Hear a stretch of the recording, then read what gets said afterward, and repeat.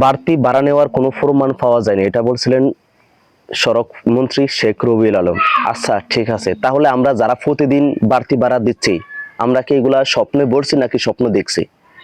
যারা অন্য অন্য জায়গা থেকে তার নিজ বাড়িতে আসবে, সেখানে 10 টাকা ভাড়া 30 টাকা দিয়েও মানুষ আসে, 200 টাকার ভাড়া 400 টাকা দিয়েও আসে, তাহলে এগুলা কি সব ভুয়া? সব কি স্বপ্ন? নিয়ম নিয়ম আছে কিন্তু প্রমাণ নাই। আপনি যদি ইয়াকে বলেন, যে ড্রাইভারকে বলেন ভাই এত বেশি ভাড়া নিচ্ছেন কেন, তখন তারা বলবো, নেওয়ার পরে তারা বলবো তবে আমরা তো বেশি ভাড়া নিচ্ছি না, আমরা লিগেল ভাড়াটাই নিচ্ছি, এইরকম। তাহলে প্রমাণ দেখাতে হলে কি, প্রতিটা গাড়িতে আমাদের নিজস্ব যে সিসিটিভি লাগাতে হবে এবং রেকর্ড ফাইল জমা দিতে হবে, এটাই তো প্রমাণ।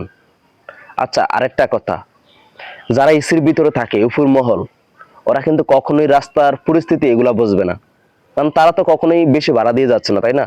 ওরা তো জনগণের জনগণের টাকায় বিলাসবহুল গাড়ি ব্যবহার করতেছে, এসির ভিতরে থাকতেছে, আমাদের টাকাই তো ওরা থাকে, তারা তো ওইটা বুঝবে না।